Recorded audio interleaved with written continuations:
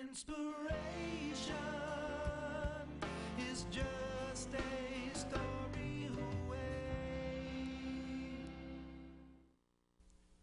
Welcome to Inspiring Lives with Dr. Shelley. I'm your host, Dr. Shelley Hipsky. All of our guests have conquered obstacles, risen above adversity, and have gone on to help others. Today's show is about domestic abuse. Our first guest has survived the pain of a violent ex-husband. How violent? In one of their darker moments, he tried to set the room she was in on fire. But today, that's all behind her. And she now helps others around the world through artistic expression and her radio show. Please welcome Maria Wall. Thank you so much for coming. Thank you. Thank you. I love it. I love that you're in from Maryland today, and you're going to help inspire so many. I just know it. I can feel it. Well, that's my mission, so. Wonderful. Good. So you've had a really interesting career. I feel like there's all these layers to who you are. Can you talk a little bit about your career? Oh, wow. We'll just go back to the nonprofit aspect of it. A few years ago, I had a media production company, but it was my hope to work with young people in need. So at the time, I was a for-profit media company, but I had partnered with a very large nonprofit in Baltimore City who dealt with foster children. But because of the red tape and things like that, I decided, you know what, maybe it's time for me to look at another venue. So I had dissolved my corporation, and then I developed the Wall Foundation Incorporated, which is for at-risk youth and their families. And with the economy and the change in society, I saw a need to broaden my focus. So it became more on not only healing the students or the youths, but to heal their parents in their lives, so the people who are supposed to be there for them to really depend on. And I couldn't heal the children without healing the parents in their lives. It's so true. It's so true. Okay, so I need you to take us back. And you have that beautiful smile on your face, which I love, but we're going to talk about some of the darker times. Can you talk about the abuse that happened in your life? It was really extreme. Yeah, as I said, you know, back in the day, I was, you know, I'm this educated woman, business owner, CEO, and I was what I always say is the come-to person. People would come to me for help and everything, from love issues to finances to just having that lending ear. And then suddenly, I found myself in a place where I was alone. And I had met a gentleman, and originally I was his business coach. He was trying to reignite his former construction company, and he had a brilliant mind, very and educated, but little did I know, in my own words, that he was really an educated bum of sorts. And we became closer and closer, and we started dating, and we'd go on the old-fashioned dates where we'd go out, hold hands, or we'd go to one of the local convenience stores just to get a hot dog. And, you know, we just had fun. We would play games together. And the family members who were closest to me, they loved him. My grandchildren loved him. And So there was trust there. a lot of trust. Yeah. A lot of trust. And I am attracted to men with beautiful minds.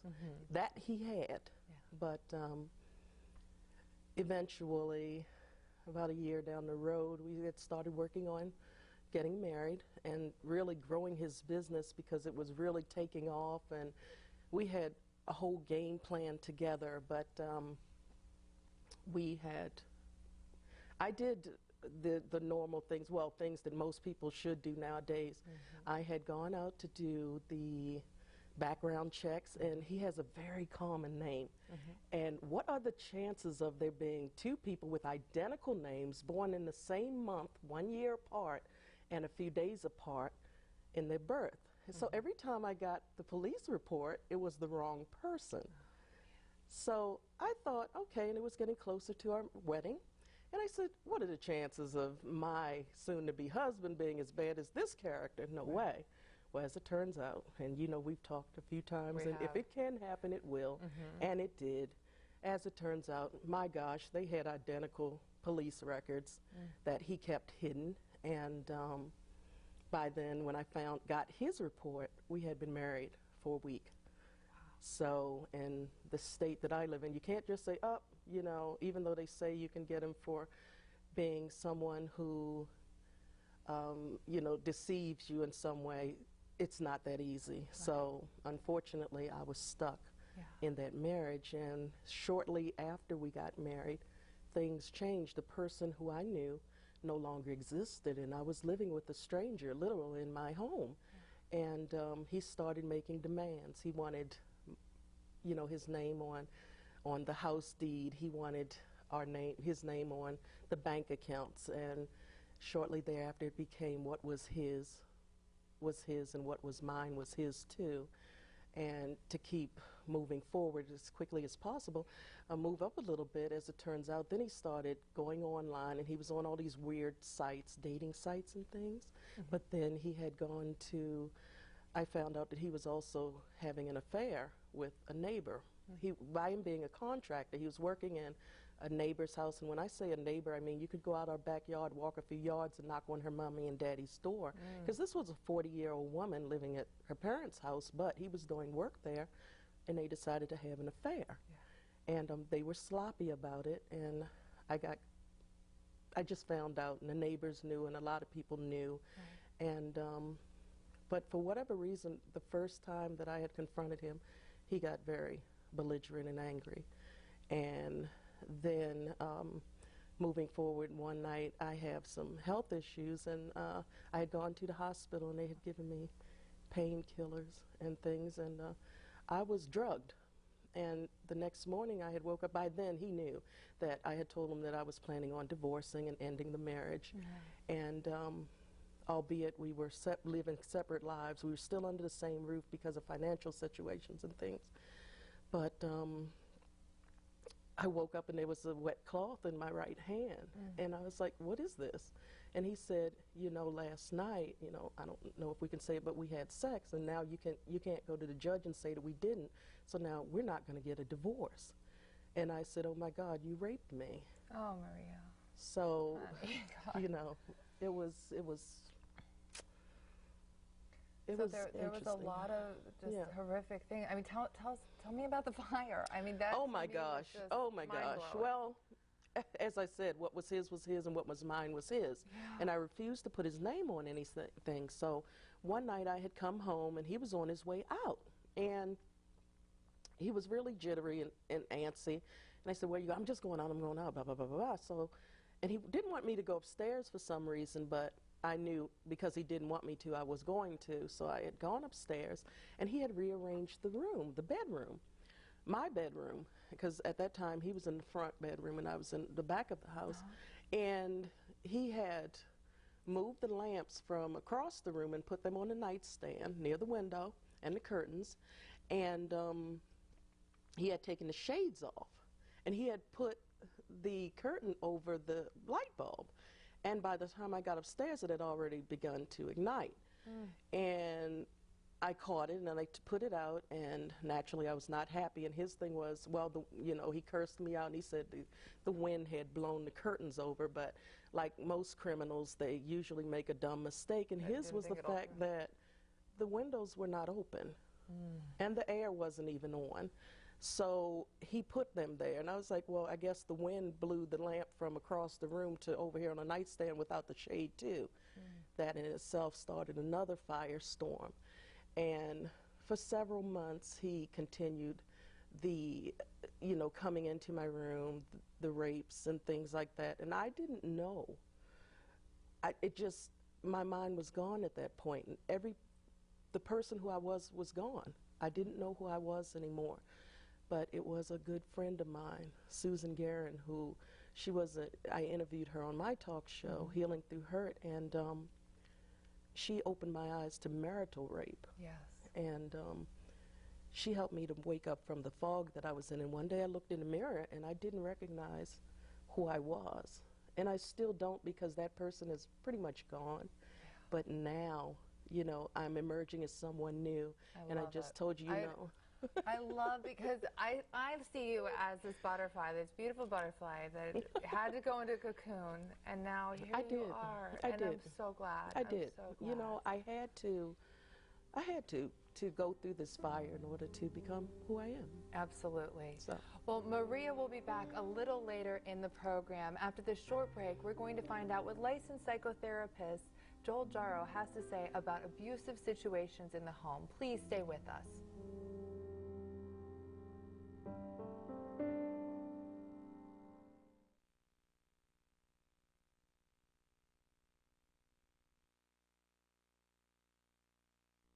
Thank you for giving me this great opportunity to discuss the dowry system, which is one of the social evils of the Indian society, the Indian community. I myself dealt with it personally in my own situation. And I would like to give a message out to the Indian community out there that if they want to get rid of the dowry system, they need to empower their women so that they are not raised to be submissive, quiet, and so that they don't tolerate such injustice such as dowry. The bride's family has to pay the groom's family dowry, which is in the form of money and goods, and it can be in all kinds of forms. And if the bride's family does not fulfill the lavish demands of the groom's family, she's harassed, tortured, treated badly, in many cases killed, and in many cases burned alive. I myself treated a lot of such burned victims at the hospital where I worked over there. So I would like to see that system being eradicated. And as American women, I'm so lucky to be in America, where we women are given a lot of importance and power. So thank you for giving me this opportunity to be a voice for the Indian women. We want to know what's inspiring you, so be sure to go to inspiringlivesinternational.com and tell us your story. We have been talking today about intense domestic violence and what you can do to overcome it. Joining us today is an expert who deals with these situations more often than any of us would like. He has an excellent track record of turning victims into survivors. Please welcome from New York City, licensed psychotherapist Joel Jarrow. Thank you so much for flying in today. Thank you. Pleasure, Really Shelley. appreciate Thanks it. for having me. Well, although you haven't had Maria as a client, Right. you certainly we had a great discussion the other day, the We three did. of us, We did. and I think that you were able to really figure out sort of what was going on with her. One of the things that alarmed her, sort of her friends and family and her, was that she didn't seek out a therapist at the time. She just tried to cope with it on her own. She's got amazing coping skills. I mean, Absolutely. she's fantastic. Absolutely. But is that pretty typical with domestic violence victims? I wouldn't say that's typical. Okay. I think it's more of an atypical situation. But Okay. as we discussed earlier, I believe that there isn't any hard and fast rule as to how one handles their particular trauma. And obviously, her situation is horrific and incredibly traumatic. yes. But I would say that whatever works for Maria works for her, and that's sort of my rule of thumb. As long as people are being honest with themselves and really being honest with the people around them, around the situation. But from my experience, most people need some sort of support when they're going through such a traumatic situation such as that. So whether it be therapy or in the case of women, a women's support group, domestic violence support group, etc. I think that's generally the norm for the people that I see and treat. Okay, and speaking of the, I think any woman or male for that matter that goes through a traumatic event thinks, is this normal? Is this Right. a typical thing for me to go through? Right. And one of the things that she mentioned to me very early on in our friendship was, I haven't cried. I haven't allowed myself to have those tears. Right. And she asked you about that. What was your response about Well, my response is that for many people, they will repress a lot of the feelings that they have around a situation like that because they feel so disempowered in this case in her marriage, that in the minds of many, crying would be empowering that victimizer even more. Yeah. And it's a totally understandable way of thinking and an understandable concept, but it can be detrimental if there's a lot of pent-up energy that needs to be released. And as we all know, there's nothing like a good cry. Oh, yeah. I mean, it's just a good release. We feel like, the world's been lifted off our shoulders. So I certainly encourage my clients not to hold back on that. And I do think that sometimes that can be an issue for people who are struggling with getting in touch with their emotions. Also, there's oftentimes a fear that the floodgates may open. Yeah. when can't they stop it, you can't make it you can't stop. What do I do with that? You know, I'm already trying to get my life together. I'm trying to, you know, in essence, reinvent myself, and now I'm having to deal with all these re-emerging feelings. But I am of the school of thought that people really do need to express them for the most part, get it out, heal, and then recover from the, you know, from that experience. So if you were to, like, if I was a domestic violence victim, which I'm not, thank goodness, but if I was, what would you say to me if I was, say, the first time in your office? How would you help me through that? Well, what I would, first of all, there's no right or wrong way to approach this. I think that oftentimes, I think I need to back up for a second and just say that I think there's a lot of pressure and myths around domestic violence victims, especially women, in terms of, you know, why don't they just leave the situation? And oftentimes people will encourage them and just get out, leave, move on. It's a very complex process, and there's a whole complex series of circumstances that will influence, in this case, in particular, a woman in terms of being in a situation like that. So first and foremost, I need to hear the person out, hear their story. Yes. Feel their pain, connect with them. You know, when you said feel their pain, that was one thing when I was listening to you and Maria go through this almost therapeutic session. Right. And you said, I'm sorry. And a lot of therapists don't say that. And for me, I thought that was a brilliant thing for you to say, because it was more of a welcoming, friendly type of thing. And you kind of got her situation. You need to feel, in a situation like this, if you're not connecting and feeling it, and obviously still being able to keep a certain amount of distance in terms of being able to help. And I guess that's the challenge as a therapist, to be able to do that. But you have to connect with that individual. Now, when a person decides to leave a situation, then of course there's a lot of pointers that I can give them and be more directive and suggestive. But first and foremost is to hear the person out, hear their story, hear the background. When and if they decide to leave a situation, then as we spoke about, I tell individuals to treat it as if they're a criminal in terms of covering their tracks, and God forbid to say that. But they need to cover their tracks. If there are any GPS-activated devices, deactivate them. If they take a certain route to work, take a different route. Change your cell phone. Do everything you can to really make that individual, make it difficult for them to find you and connect with you. And that's where I think it's very important, and then build that network. Wonderful. Build that community. Good. Build a support group. Yes. I love everything you're saying, because it is so true. And it's fascinating that Maria's here today, because she has built a support network. Yes, she has. And we're going to be talking about that very soon. So up next, Jennifer Hain joins us with this week's Gratitude Giving segment. Thank you so much, Joel, for being here. My pleasure. Then Maria is back with some inspiring stories of how she's helping others get past the hurt. Don't go away.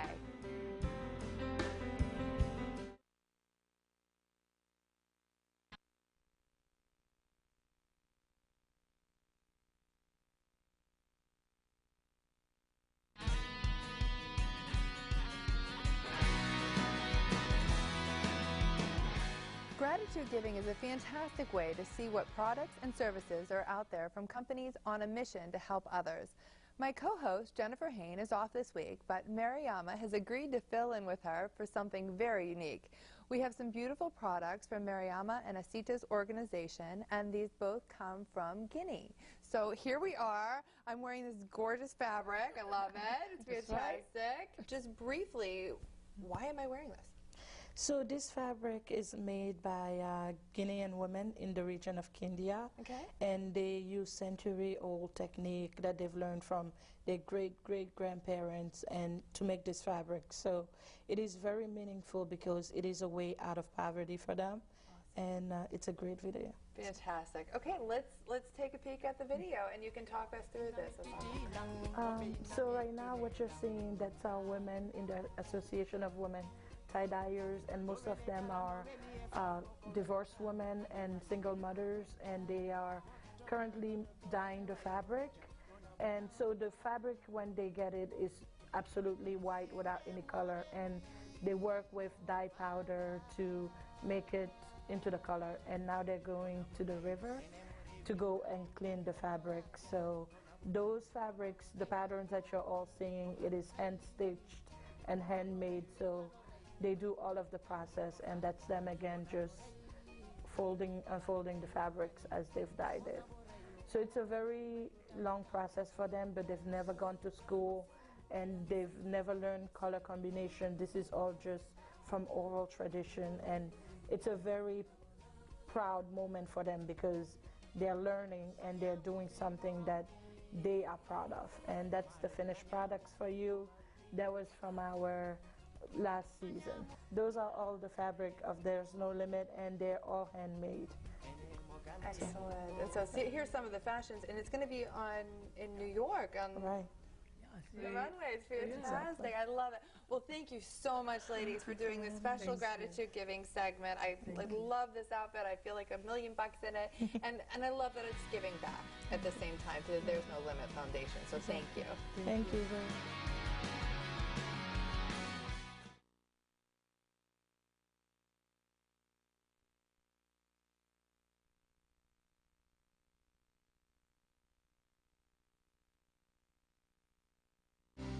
Dr. Shelley Hipsky's latest book, Ordinary People, Extraordinary Planet, is inspiring lives around the world. Find your copy at major bookstores and on Amazon.com.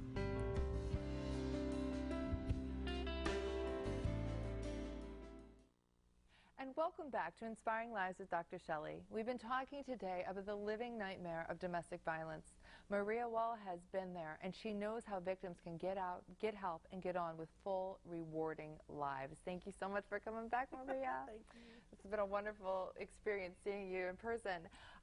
We've talked together on the radio, and I know that you're now doing the Healing Through the Hurt virtual art gallery, and people can find that on Facebook. And if you would, I'd really like to take them to some of those top pictures. So we can go right here, and if you could describe what we're seeing. Right here, this is Woman in Despair by Annie Zeno, and it's just one of the finalists in the Healing Through Art Worldwide contest that we have going on right now. This is round one. And this, of course, is Unfailing Love by Toni McKinley. She was the round one winner, and that's pretty much it. This one here is The Story of a Girl by Marie Jameson. And it's about alcoholism in her family situation. And He Is With Us by John Cooper. I'm sorry. This is a picture that he took, and he said that it was God sending him his son in the clouds. Yeah. And this is After the War by Rosie Hall. This is from her private collection. She speaks about how her uncle had come back from war, a changed man, and so many of us can relate to that. But people can get all of this information on our virtual art gallery on Facebook. Just look for Healing Through Hurt iTalk Radio. You have a women's support group, correct? Yes, the Women's Support Group, I titled it WOW. It stands for Women of Wisdom and Worth. And we inspire and we motivate each other through all types of activities and just socializing together with women of like interest. Excellent. Yeah. And you know, we're kind of getting towards the end of our show, and I could talk to you for hours. Literally. We do talk for hours, but we don't have all that time here on Inspiring Lives with Dr. Shelley. But one thing that really fascinates me is that a lot of women friends that I have, and men, love to do like positive affirmations and kind of pump themselves back up to conquer their days. And I know that you do that on Sundays with your radio show. So I was hoping that it'd be like a special treat for our audience out there if you could take us through one of those visualizations. So if you can just go right to this camera and bring them on in. Okay, so on Sunday mornings, the Healing Through Hurt Talk Radio, I do the Sunday morning meditation. And what it is 15 minutes of stress relief and release. It's to help you start your week off on a positive note. So what I usually say is, hey, you come on here, come close. And this is what I want you to do. When you're done watching this show, I want you to go to the mirror and tell the person you see, hello, beautiful me. And do this every single day until you believe it. Tomorrow it can be hello, smart me, hello, wonderful me. For me, I was telling Shelley that I had put on a lot of weight because of the stress that I've been under. So it's hello, healthy me. I'm working on that next. So the next time you see me, I'm going to be like about this thing. So anyway, every day, say something positive to yourself because you are a precious gem on this earth, and you are here for a reason. And that reason is not to be anyone's footstool. So every day, go to the mirror and tell the person you see, hello, wonderful, beautiful, sexy, dynamic me. I love it. I think every person out there should be getting the Just mirror. going in the mirror and say, beautiful hello. me." I think that's fantastic, and thank you for sharing that with the Oh, audience. thank you. Thank you for sharing your friendship with me, and thanks for helping other women who've been through some really pretty horrific things and helping them to turn into butterflies like you have. It's really a beautiful thing, so thank Well, you. thank you. Thanks Really so appreciate much. it. Well, thank you to all of our guests today, including Maria Wall for her powerful story of surviving domestic violence. Thank you also to licensed psychotherapist Joel Jarrow, who talked about the emotional side of abuse and what we can do. Until next time, I'm Dr. Shelley Hipsky, and remember, inspiration is just a story away. Life is filled with struggles. Life can be filled with pain. Sometimes you need a little help to get back on your feet again. The help you need sometimes comes from an unlikely source. A helping hand to understand